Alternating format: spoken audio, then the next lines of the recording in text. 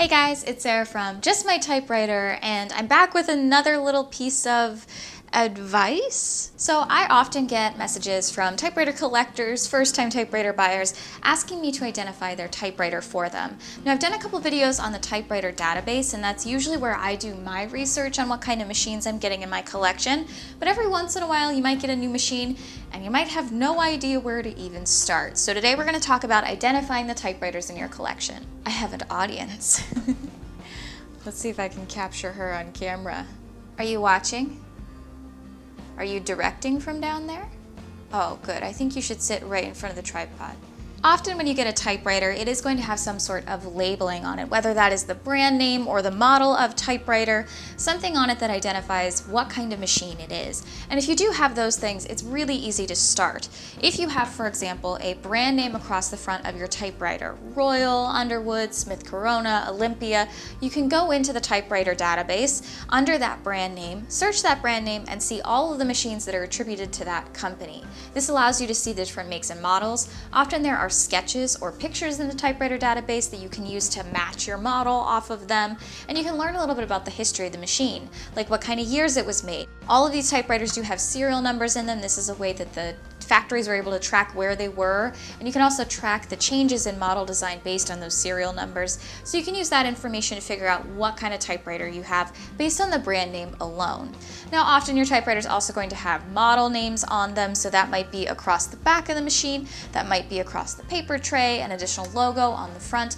All of these also help you identify your machine. So you might have the brand name and then you might have the model name as well. For example, a Smith Corona Clipper or an Adler J3. These have logos on them that tell me what model these machines are. And I can also look at that in the typewriter database. There is an option to search by brand name and by model. And here you can see the different variations of the machine over time, and you can see actual examples of models that people have. Now, if you just have the brand name and no additional logoing for the model, going through that list on typewriter database of all the models they've made ever can help you identify just by matching the picture to the features on your machine.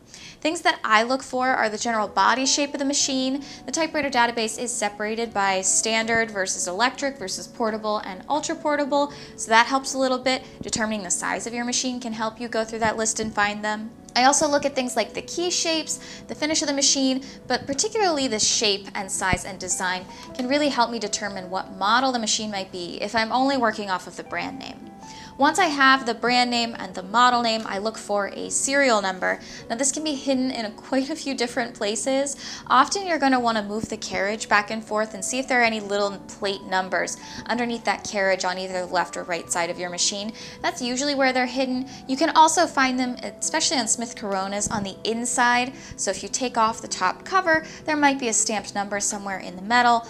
On this one, it's hidden in front of the carriage return, which is really confusing. And there is a few numbers in there that I can take those numbers in there, match them to the typewriter database, and get some information about the year that my machine was made.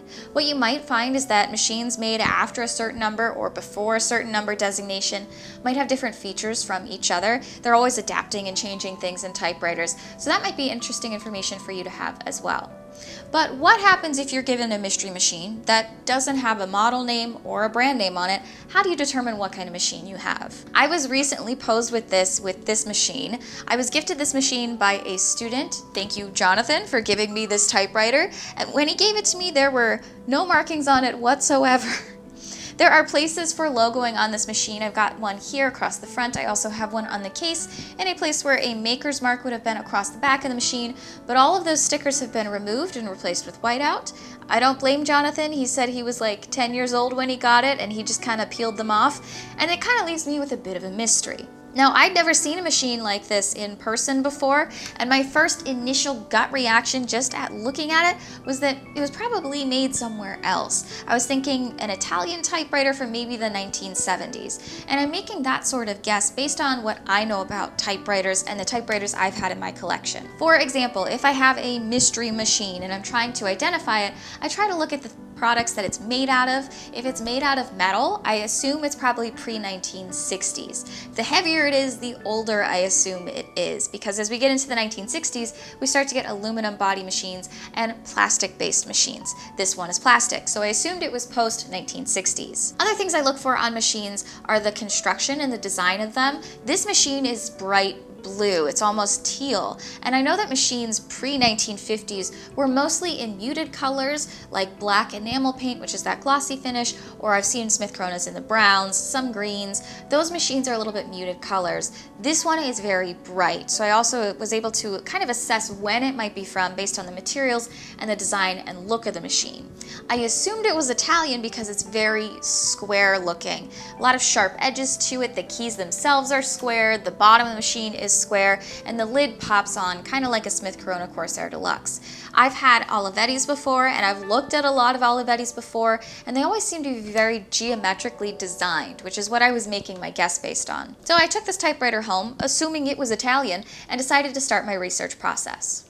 The first thing I tried to do was just go into the typewriter database and look at different models of typewriters. I looked around and I didn't really see anything close to this machine at all. Now, there were manufacturers of typewriters from other countries that made very few models or very few variations, and some of those are not filled out in the typewriter database. It can be difficult to track down information on some of these machines. Companies like Silver Secchio, or where this typewriter is from, which is Typewriter Works, don't have a lot of entries on the typewriter database, so I wasn't going to find that information there. I tried making some educated guesses, and I started to do the process of just Googling 70s teal typewriter, and I looked around at some of the things that popped up. You can do this with your machine as well. If the typewriter database isn't working, just take some of the design features of your machine and a guess on age and just Google it. I've done this before when people have sent me mystery typewriters and I'm trying to identify what model they are. I'll just take the factors around the machine, put them into Google, and see what I can find. I did come up with some options here. Some of the ones that looked very similar to this were the Omega 30. I thought this looked pretty similar, but the key shape specifically was very different on this machine than it was on the Omega 30 just by pictures alone. I did run into some other variations here, but nothing quite right. The next thing I tried was new to me, and I decided to try Google Lens. Now, I haven't used this before. I had to download the Google app to get it, but Google Lens allows you to image search in Google using an image you already have to find information about something visually. So I downloaded the Google app, and in the search bar they have a little camera option. And with this camera option you can take a picture of something and search based on that image. So that's what I decided to do. I took a picture of this teal typewriter with the Google Lens and just started looking around at what popped up. And I found it to be actually pretty accurate. So through this Google search, I found some other teal typewriters that looked very similar to what I had. Pretty close on some of the key shapes. I also got the Omega 30 here. And with the Omega 30 popping up on both of my lists, I decided to go ahead and search that in the typewriter database to see if there was any more information about the models that might be related to the Omega 30. And I found some other companies listed along with the Omega 30, and one of those was Typewriter Works. I started to do a little bit more digging. Anytime you get a thread in here, you do just kind of have to follow it to see what you can come up with. I did a little bit of research on the Typewriter Works company, and here's what I found. The Typewriter Works company was kind of hard to find information about, but the Typewriter Oz blog always comes through for me on interesting information, and they had a post about the Omega 30 and machines from Typewriter Works. Typewriter Works was a Bulgarian typewriter manufacturer, and Bulgaria didn't develop typewriters until very late into manufacturing. Same with Silver Secchio, that is a later based company, and Nakajima is another one that I've had typewriters from. They started making typewriters kind of later into the typewriter craze, so their machines are usually post-1960s. This company was founded in Bulgaria. The Bulgarian government decided to promise a factory in the region in 1972 to help promote industry and jobs in the region. Typewriter Works did start with clones of machines, and you might find this in other makers from other countries. They started by using designs made by other people, and vice versa when you get into the later history of companies like Royal and Smith Corona. They started with some princess clones. Eventually, they also started to design some of their machines to be based on the Sekio models of machines, which were a little bit more of that 70s and 80s feel to typewriters. These are manufactured differently than the machines we might have seen in the 1950s. They are designed to be more compact, more pieces are made out of plastic, and they're a lot more difficult to get apart because they're so thin. The plant in Bulgaria closed in 2002, and a lot of the models that they made out of there were based on the Marista 30 typewriter. I hope I'm saying that. I did look it up, and it does mean the start of the sea or the star of the sea, and it's based on the name of a river that does flow through Bulgaria. But the Marista or Marista 30 was one of the big models that came out of the Typewriter Works company, and it was relabeled or rebadged in a bunch of different countries to help with exporting it. We're still thinking about the Iron Curtain at this time, so it was really difficult to get products in and out of these areas, so a lot of things were relabeled or rebadged under other names to help them get sold in other places. So the Marista 30 also would have been labeled as the Omega, which I did see when I Googled this typewriter, the Lemaire, the Pacific, and Waverley, which would have been in Australia. And all of these brand names came from exporting machines overseas. What I also found interesting is that the model of the Marista 30 also was the same design that they used for the Safari 4. Now, I've had quite a few Royal Safaris, and I did run into a Royal Safari that was made by Nakajima, a Japanese typewriter company. That would have been the Safari, I think that was a Safari 2, but the Safari 4 came in a very different body style that was very similar to this typewriter right here. So when you're looking at how these companies are manufacturing them and exporting products, there is a lot of sharing of design and body styles across different lines. And like you would have done with department typewriters or department store brand typewriters, you're borrowing the model from someone else and manufacturing it and putting your label on it. So a lot of the typewriters out of the Typewriter Works company had the same process done to them. They were manufactured in one place and then rebadged in other countries. And the places where I would have seen this information on this typewriter specifically would have been across the front. It would have had some sort of rebadged name here. It would have also been on the outside of the case. And across the back, there is a little place for a sticker. This sticker would have said Typewriter Works Bulgaria on it. And that would have been my first clue. If that had been there, I would have found this model a lot faster. But when you don't have any logoing across the machine, there are still ways that you can find that information. One of the things that I found really interesting is as I was doing research on this typewriter specifically, I began to think that I had seen something like this before. I went back into my email where somebody had emailed me with a mystery machine, just like this one. It didn't have any logoing on the outside of the machine. It was missing the Typewriter Works badge across the bottom, but it was constructed exactly the same, and it was also missing the top piece, just like mine is. And when I found this email from somebody, they were asking for help trying to identify this machine. All I Googled was 70s plastic typewriter in tan. And I did a little bit of digging until I found this photo from the Oz Typewriter blog and was able to match it based on this photo. I was able to send that to the person who was asking me to identify the typewriter, and I identified it as a Lemaire machine, which would have been a Typewriter Works machine from Bulgaria. I sent him the exact same article that I used to do research on this machine, and that was his identification of that. About 6 months, a year later, I wound up with this machine.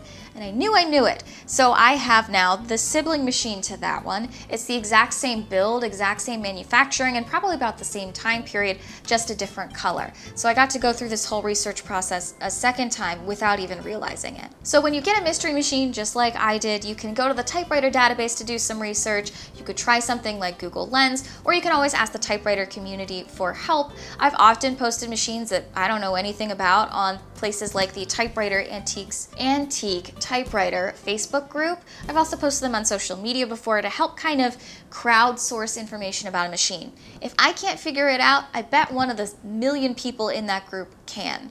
And I did the same thing with this typewriter. I posted a few pictures on my story and asked for some information, and I did get a few followers who messaged me back and said that they had a very similar machine. The Omega 30 was one of them, the Marista 30 was another one, and they were able to show me the badge across the back that looked very similar to what mine would look like, and very similar body designs. Now, in looking at all of these pictures, I know it's based on the Marista 30, but a lot of the Marista 30s have different key shapes than mine. Mine have a very specific square shape. These square these square-shaped keys that I have here on this one actually kind of remind me of the square-shaped keys on my console typewriter. They're a little bit thicker, but the square shape is something that I haven't really seen on a lot of other typewriters, so it's kind of interesting to see that connection there.